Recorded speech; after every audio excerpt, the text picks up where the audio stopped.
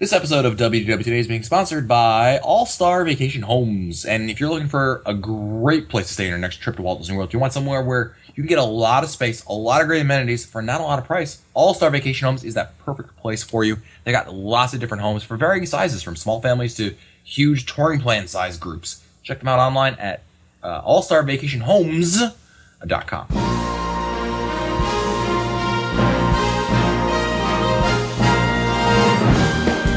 Bringing the world to your world, this is Walt Disney World Today. Here are Mike Scopa, Len Testa, Mike Newell, and your host, Matt Hochberg. It's Friday, April 29th, 2011, and this is episode 870 of WDW Today. I'm Matt Hochberg of StudioCentral.com. Joining me on today's show is Mike Newell of Mouse World Radio. Welcome, Mike. Hey, Matt, what's happening? Oh, not much usual stuff. Is the Force with you yet? Almost, but next week, May the 4th, will be with me. May the 4th be with you. Gets funnier every year, doesn't it? Waka waka. Also joining us on today's show is Fred Hazelton, Master Statistician for Touring Plans at, Master Statistician for the unofficial guide to Walt Disney World at touringplans.com. Welcome to the show, Fred. Well said. We are the Freakonomics of the Disney community. Better than the Thugonomics. And someone who knows a lot about Thugonomics, it's Emily Westhoff, the General Manager of Baby Cakes NYC at Downtown Disney. Welcome back to the show, Emily. You can't see me. Nice. On today's show, we're actually going to be talking about something that someone brought up in the April 2011 live show. And I wish I knew who the person's name was, but I don't. But somebody called in and had a question, and it was such a good question that we said, you know what? We should make an episode out of it. And the question was, what are the top three, and actually his was the best and worst attraction updates at Walt Disney World? So to give you an example, the Figment, you used mine already. You Don't use that example. Don't give examples. You take an attraction, it gets changed, but it's still the same attraction, as opposed to something where Horizon's to Mission Space, that's totally different, because those are two different attractions. So, best and worst, and do you want to talk about Figment first? Yeah, we might as well. All right. Since you blew it. So Figment is the one I think we all talk about. Newell, this one is something that you definitely remember vividly, right? Yeah, it's the original Figment was a personal favorite, and when they decided that they were going to redo it, you have a little bit of enthusiasm because all right, it's exciting, they're going to redo it, blah blah blah, something to look forward to, and then you see it and you see the second version that they put through that didn't even last very long. I think Michael Eisner himself hated it as well, and he closed it down, and they redid it a third time. It was that bad. It was the kind of bad update that the people who were people who were checking it out for the first time was like, oh boy, Figment was gone. Remember, they took him away, and it became another Honey I Shrunk the Kids. Dr. Nigel Channing was in it, and you're like, really? Yeah, the current version was better, but it's still not up to par, and sadly that seems to be the low watermark in terms of attraction updates. It's people ask when an attraction gets changed, it's is it worse than Figment? Well, no. No, and it's so sad to go, you go past it now and nobody rides it. It's so sad. There. Yeah. Oh, yeah. We look at even our Christmas data, and it's 5-10 minutes max. We did some work recently about trying to determine which attractions contribute the most to our perception of crowds, and we found that some of them basically have no correlation whatsoever, and that's a good example of the Figment ride. It doesn't matter. Yeah. If you drop somebody, an alien, down to judge that ride on crowd, you couldn't tell. There could be nobody there, and it could be the busiest day of the year. That's sad. Yeah, it's unfortunate. Yeah. It's sad because it used to be so good. Yeah, you had attractions that had no wait times in the past. Newell, I know that you and Annette were always reminiscing. Was it You've Got Wings? Was that the one? Oh yeah. And that was one that never had a wait, but yet it was still. It was just good. It was just obviously it wasn't the best attraction out there, but it had character. It had something to bring you back to it. And it was free, so the fact that it never had a wait because it was free was kind of interesting. But I guess a lot of people thought it was a little tame, a little boring perhaps. But it was one of the first Omni Mover rides that they had at the Magic Kingdom. And the original, my second terrible one was Mexico. El Rio de Tiempo was similar to If You Had Wings, and they ruined that too. Why don't we talk about that one? Right, nice segue. So Thank you. You're taking El Rio del Tiempo to Grand Fiesta Tour. Right. And there was nothing wrong with El Rio del Tiempo. It was, outdated perhaps, yes, but a little paint and maybe a little sprucing up would have, totally fixed it. The fact that they added characters, really, totally, in my opinion, took it out of the water. It just really ruined it.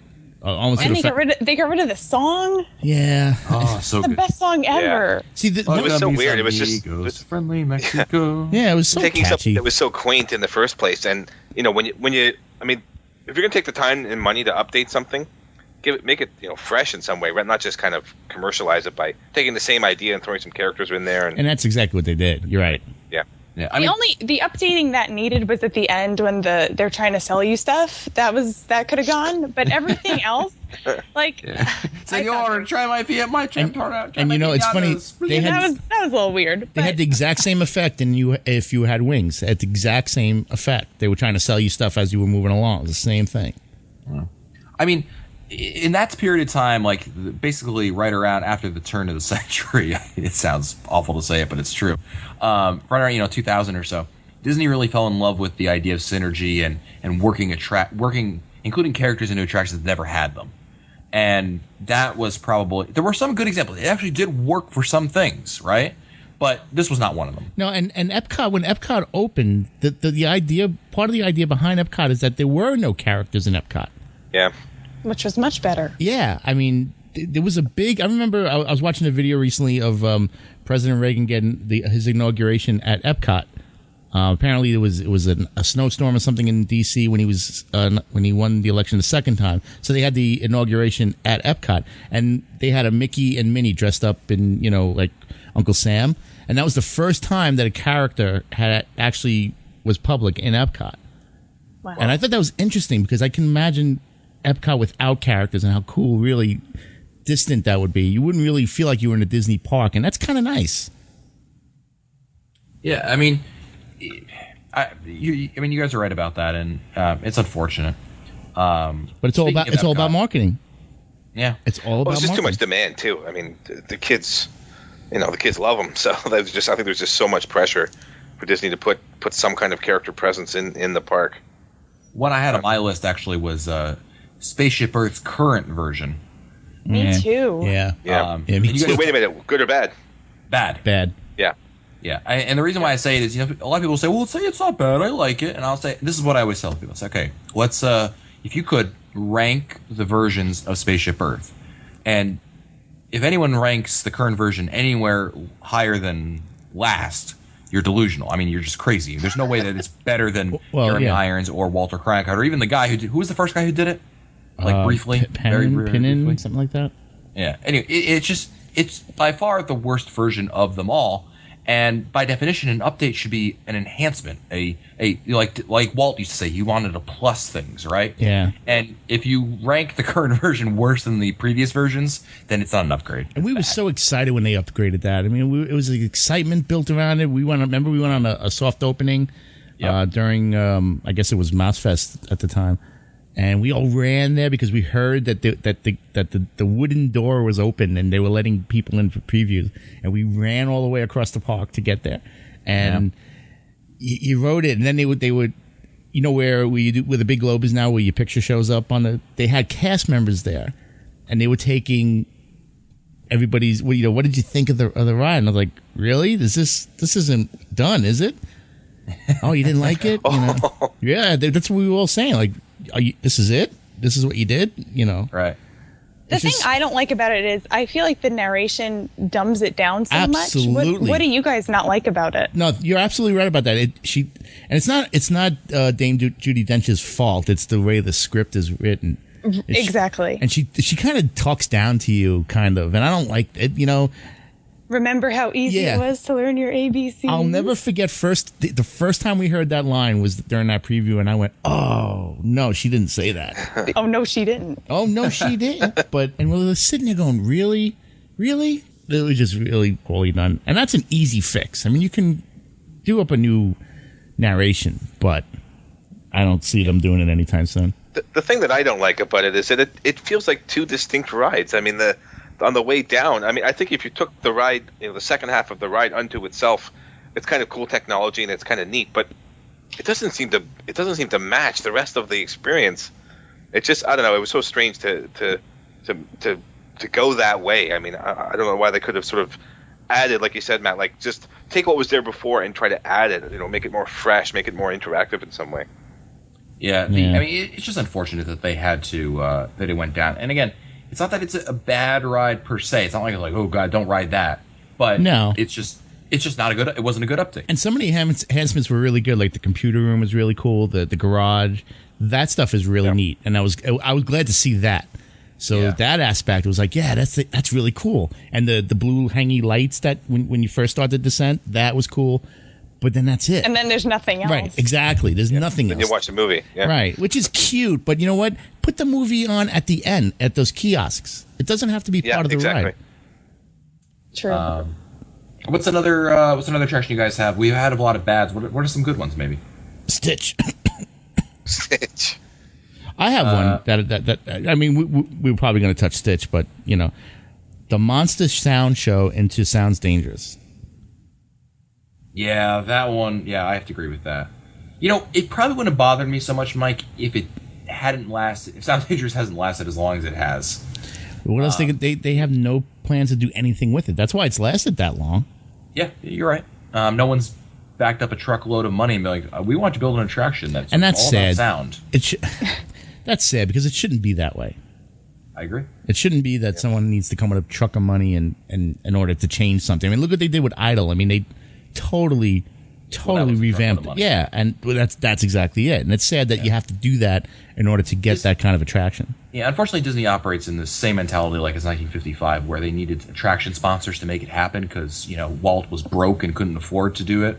I mean, Disney can afford to do the attractions, but they still rely heavily on the attraction sponsorship to pay for them. It's kind of like, it's bad. They need to kind of like just, okay, if you can get a sponsor, great. But if not, still go ahead with it. Still do your jobs, innovate, create new things, give us new reasons to come down and spend more money. But Matt, Sounds Dangerous is a film. That's all it is. Yeah. It's not like they have cheap to redo it. Right. That's the sad thing. That makes it even worse. It's not like they have to redo ride vehicles and the track layout and all that. It's just a film. Just like Monster Sound Show was good. I mean, its time had come. It had been there for a couple of years, and they replaced it. And even the replacement wasn't that good. But even so, they should have kept it a rotating kind of thing almost. At the time, Drew Carey was really big with ABC, and I understand that, and that was good. Yeah. That was a good PR move for Disney and ABC. But I mean, his show's been gone for years. Yeah, he doesn't even look like that anymore. No, you're right. He doesn't. Bring in the cast of Modern Family, redo it. Anything current. Well, I won't even get into the soap operas because there's a whole movement about that now. But yeah, I mean, anything current on ABC would be, especially at the studios. That's a perfect opportunity to showcase what you have on the air. Absolutely. Let's go over to the good changes, and one that comes to mind actually. I love the Pirates of the Caribbean change that happened after the first Pirates film, where they added the animatronic Jack Sparrow and made a few changes here and there, like the last scene, the treasure room scene. I mean, one really was that was huge because when we heard they were changing Pirates of the Caribbean, I was like, what? Are you crazy? That's like that's like going like, we're gonna redo the Sistine Chapel. It's really not doing it for us anymore, right? Like, you just don't do that. And that's why it was so crazy that they mentioned. But you know what? They did a really good job. They really hit a home run with it. Awesome. I think because they kept it subtle, right? They left the story, the scenes, and they just tried to add to it. They added in Jack Sparrow, and they were clever, right? They didn't have to disturb those scenes. They just put him in different places, hiding behind the barrel, doing this little look around and everything. Right. But everybody notices that. Like, it's a real positive addition to the whole experience. And it's well done. Add Johnny Depp to something. I don't think anyone's going to complain. A smart move. Put him in Sounds Dangerous. Yeah. Exactly. There you go. Yeah, I think but since doing another attraction, it was basically around the same time of year. Haunted Mansion, and I'm talking about the Haunted Mansion changes that happened a couple years ago, not the cute changes that they've done now. But the addition of, the whole attic scene with the wife and the dead husbands and All those were again another attraction. Like you're touching the haunted mansion. Well, that's Are you just guys it. Crazy. When they announce it, everybody cringes. Everybody goes, "Oh, what are they going to do to it?" And you hope that they're going to do good. And in that case, that was a home run. Same thing with You hope Pirates. they're not adding Eddie Murphy, but Yeah. they did a really good job. Yeah. Yeah. But again, yeah, good. No Eddie Murphy. That's right. Emily, what's an attraction that you have on your list for good? I think the new exhibit edition in One Man's Dream was really improved from what it used to be. I'm a big Kitchen Cabaret fan. They added some things from Kitchen Cabaret. They added some other things. Naked Lincoln. They added Naked Lincoln, which, come on, can't go wrong with that. I think that whole walkthrough experience that you can really learn a lot there, I think that's definitely much improved. Yeah, it was a nice change. I mean, they had to take out some of the things because the stuff was on loan to Disney from people, people's personal collections, and they had to return a lot of it. And it's still the essence of it is still the same.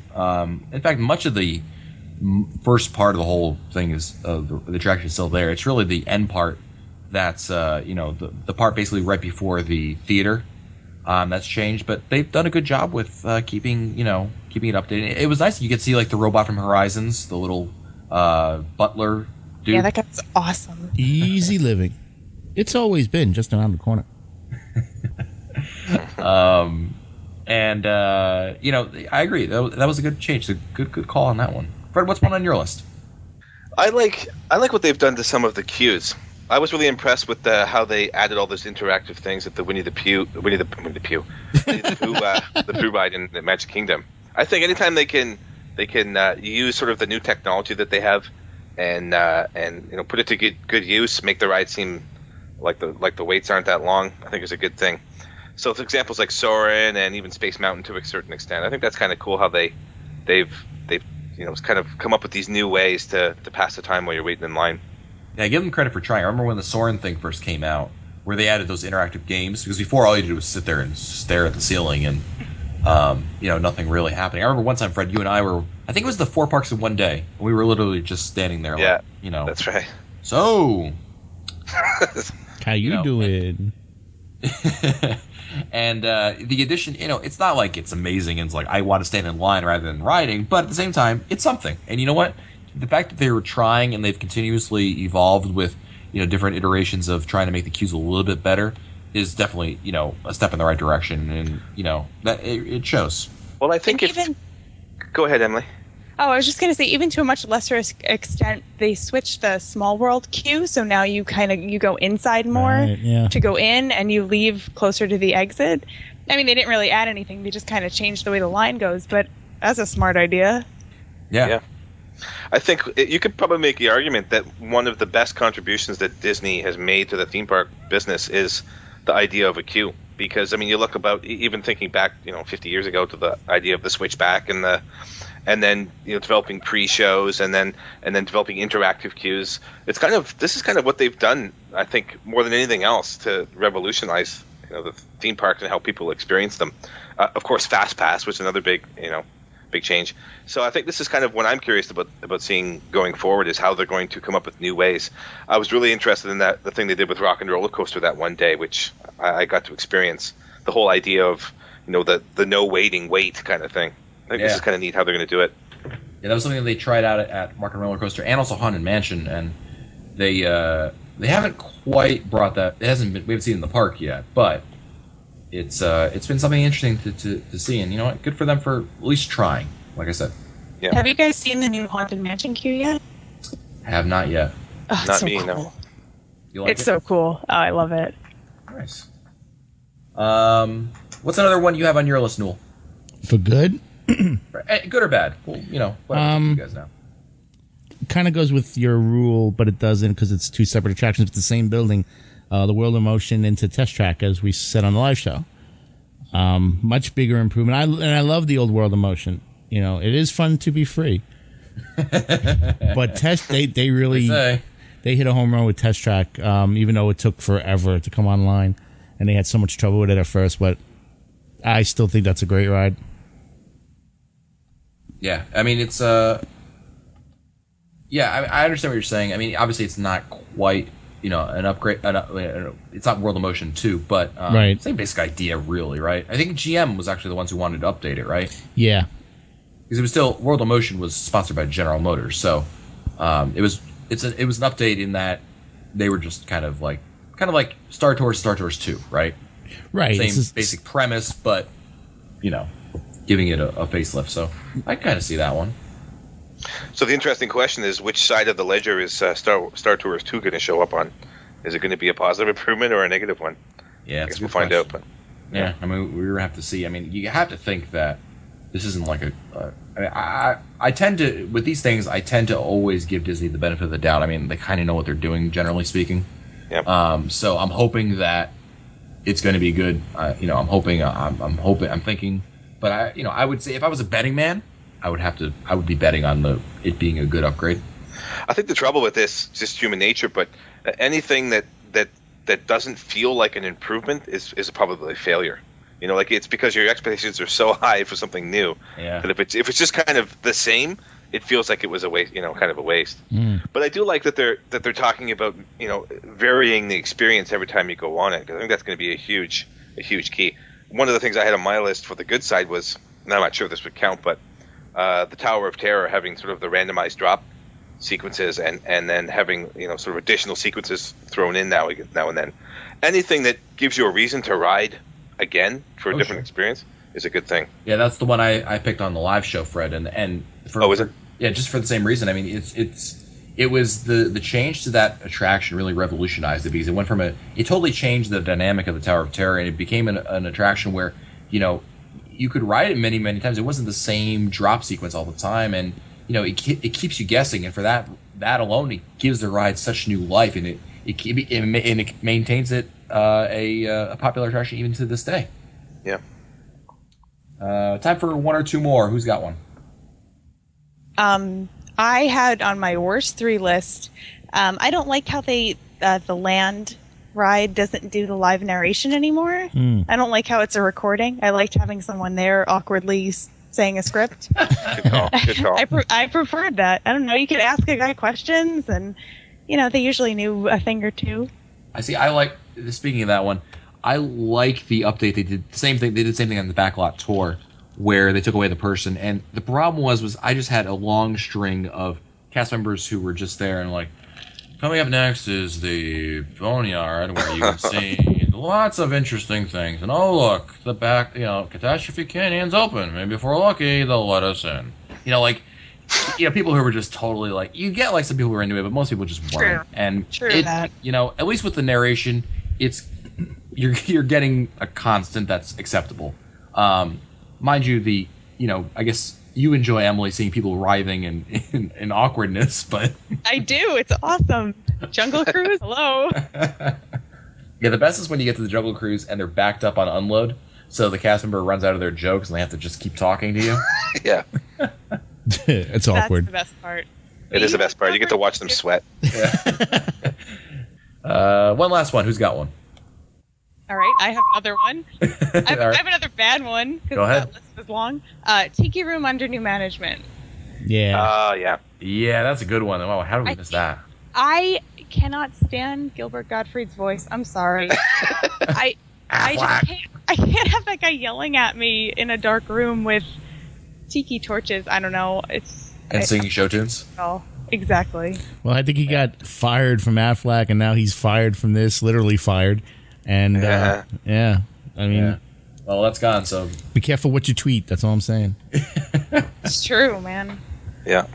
Well, let's do it for us today. Don't forget, today's episode of WDW Today has been sponsored by All-Star Vacation Homes, and there's no debating whether it's a good value or not, because All-Star Vacation Homes is a great value. They got so many great options to choose from, and you know what? It can cater really to your family and what you want.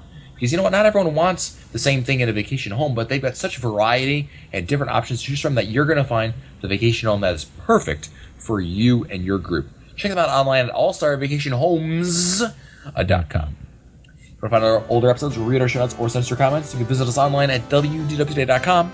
For Len Testa, Mike Scopa, Mike Newell, Fred Hazelton, and Emily Westhoff, I'm Matt Hotchberg. We'll see you on the next show. Stupid Judy, stupid energy. This has been a production of Mouse World Radio.